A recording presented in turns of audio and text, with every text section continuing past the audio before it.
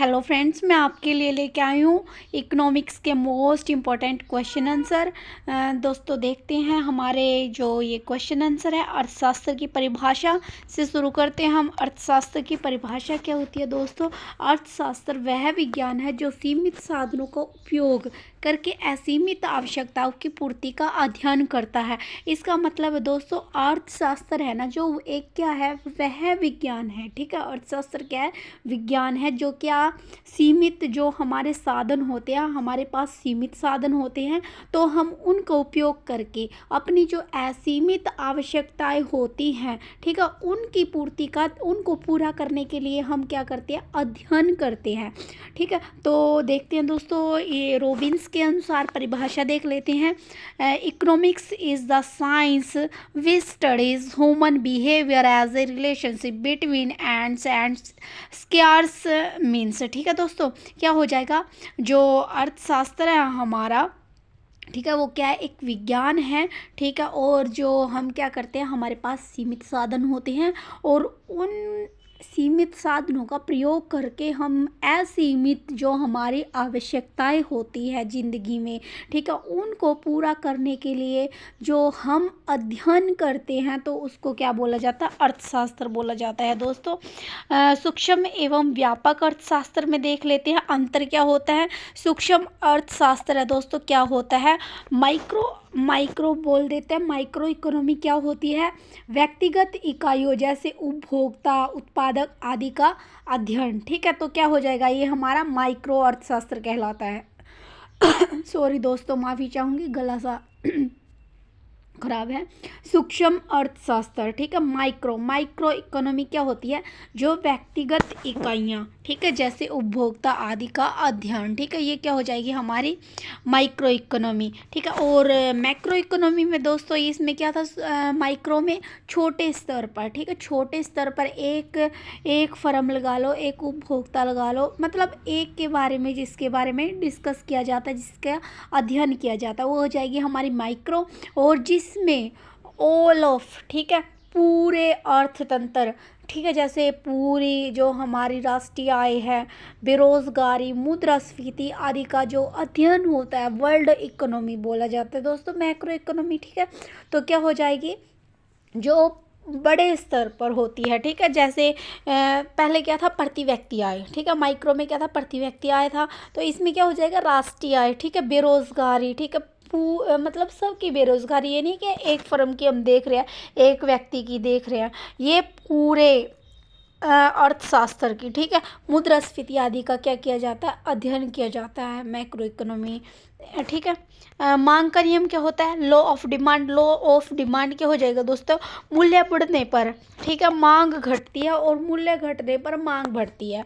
अब सोच रहे हो कि ये क्या आ गया, ठीक है, मूल्य बढ़ने पर मांग घटती है। मान लो हम कोई चीज़ ले रहे हैं 10 रुपये की, ठीक है, 10 रुपये का मान लो हमने क्या लिया, पेन लिया, ठीक है, उसकी कीमत अगर 20 रुपये हो जाएगी, ठीक है, अगर उसकी कीमत क्या हो जाए, 20 रुपये हो जाएगी, तो हम क्या कर देंगे, मांग कम कर देंगे ना। तो ऐसे ही अगर प्राइस बढ़ता है तो क्या कर देते हैं, हम डिमांड कम कर देते हैं। ठीक है, और अगर डिमांड कम प्राइस कम होते हैं तो डिमांड बढ़ जाती है, अगर प्राइस ज़्यादा होते हैं तो डिमांड क्या हो जाती है, कम हो जाती है। ठीक है दोस्तों, समझ आया आपको, क्या हो जाएगा, प्राइस बढ़ने पर मांग क्या होती है, घटती है।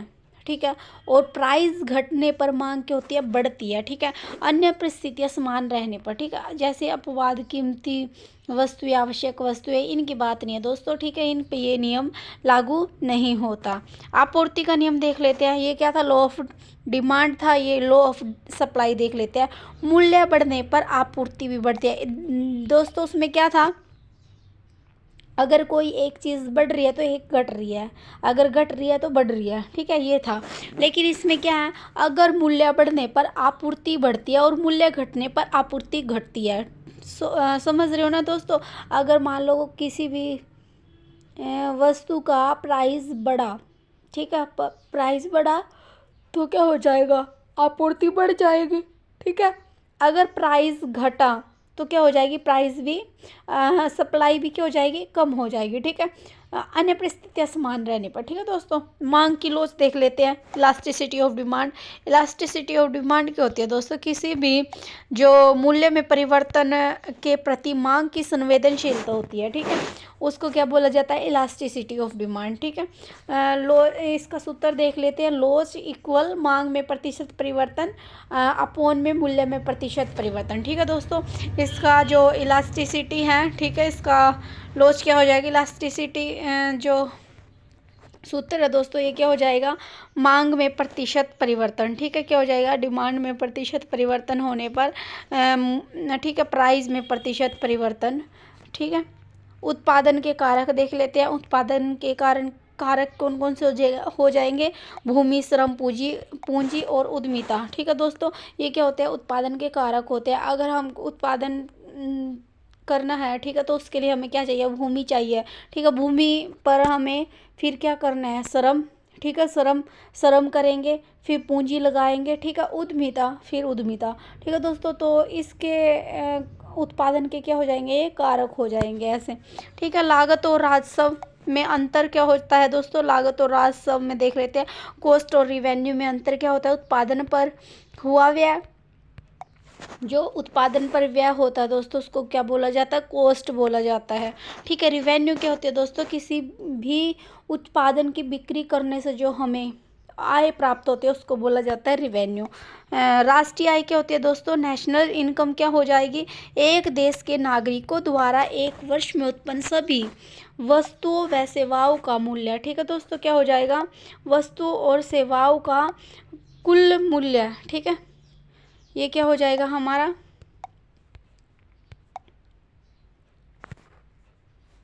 एक मिनट दोस्तों,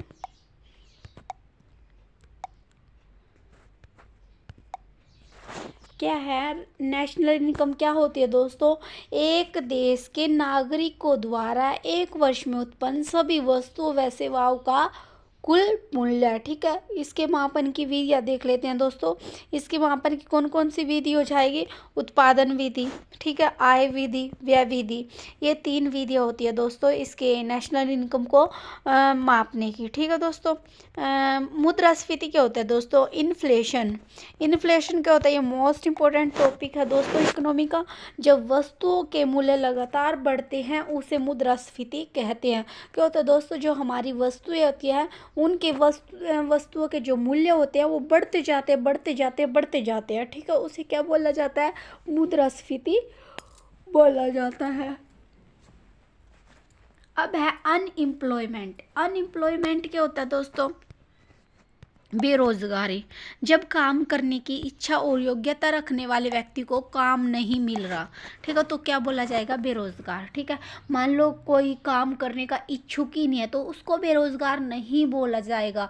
मान लो मैं काम करने के लिए मेरे पास क्या है? क्वालिफिकेशन भी है। ठीक है, अगर मैं काम करने के लिए इच्छुक हूँ, तो मैं क्या हो जाऊँगी? बेरोजगार हो जाऊँगी। बट मैं काम करने के लिए इच्छुक ही नहीं, तो वो उसको उसमें बेरोजगारी में काउंट नहीं किया जाएगा। जब काम करने की इच्छा और योग्यता रखने वाले व्यक्ति काम नहीं पा सके, ठीक है, जैसे खुली बेरोजगारी, छिपी बेरोजगारी, मौसमी बेरोजगारी और तकनीकी बेरोजगारी। दोस्तों, जो ये खुली बेरोजगारी, छिपी और मौसमी बेरोजगारी है, ये किस में देखी जाती है?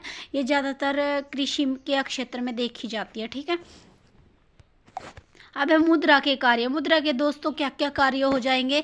विनिमय का माध्यम है मुद्रा। ठीक है, क्या है? विनिमय का माध्यम। मान लो मुझे कोई वस्तु लेनी है, ठीक है, मैं दुकान पर गया, मैंने दुकानदार को पैसे दिए और पैसे के बदले में हमें क्या मिली? वस्तु मिली। ठीक है, मान लो मैंने चिप्स खाने हैं, ठीक है, मैं गई दुकान पर 10 रुपये पकड़ाए दुकानदार को और बोली चिप्स दे दो, तो उसके बदले मुझे क्या मिले? 10 रुपये के बदले में चिप्स मिले। तो क्या? मुद्रा विनिमय का माध्यम। मूल्य का माप। दोस्तों, प्राइस लिखा हुआ है सभी वस्तुओं पे, ठीक है, ये 10 रुपये के, ये 20 रुपये की है, तो उससे फालतू ना ही वो बेचेगा। ठीक है, उससे फालतू नहीं हम लेंगे। ठीक है, तो ये क्या है, मूल्य का माप भी है ये। ठीक है, भविष्य के भुगतान का साधन, और क्या है ये, भविष्य के भुगतान का साधन है, और मूल्य का भंडार।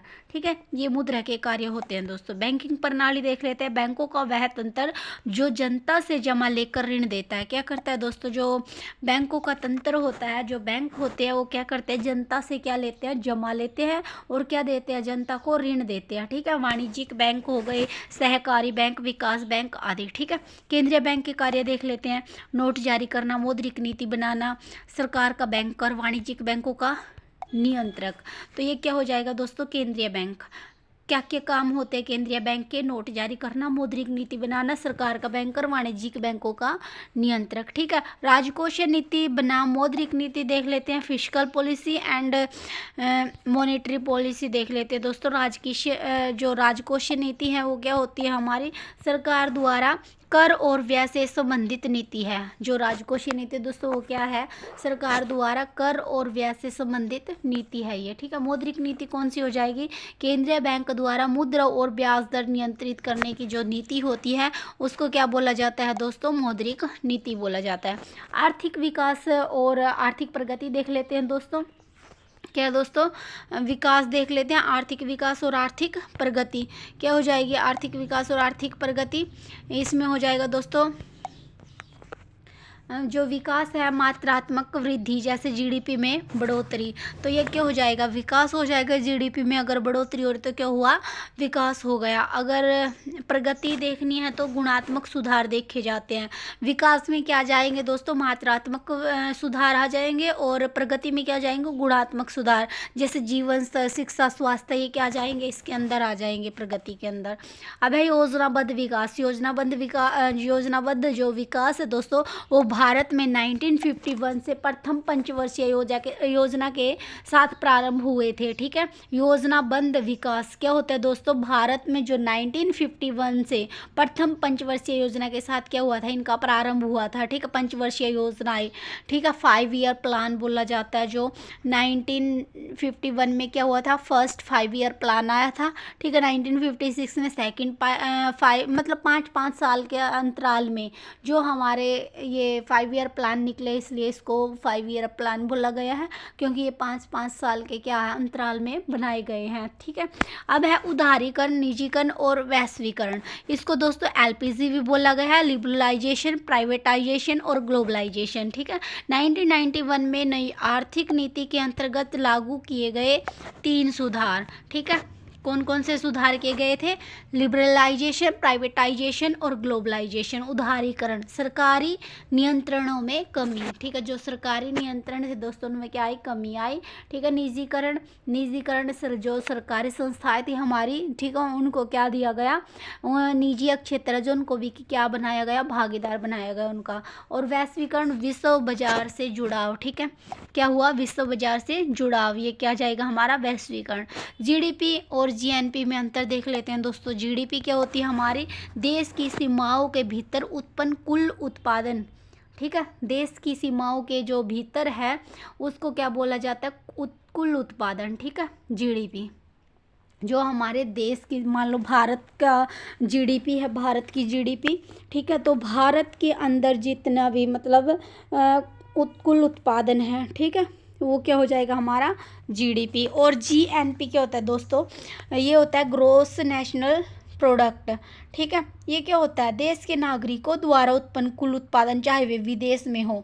ठीक है, अब मान लो ये जीडीपी तो क्या थी, एक देश के अंदर, और ये क्या, विदेश में भी। ठीक है, देश के नागरिकों द्वारा जो उत्पादन किया जाता है वो देशों में भी जो हम पहुंचा रहे हैं। ठीक है, वो क्या हो जाएगा हमारा जीएनपी।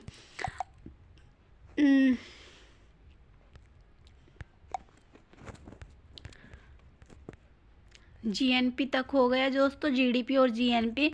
तो ये रह गए हमारे गरीबी और असमानता के कारण।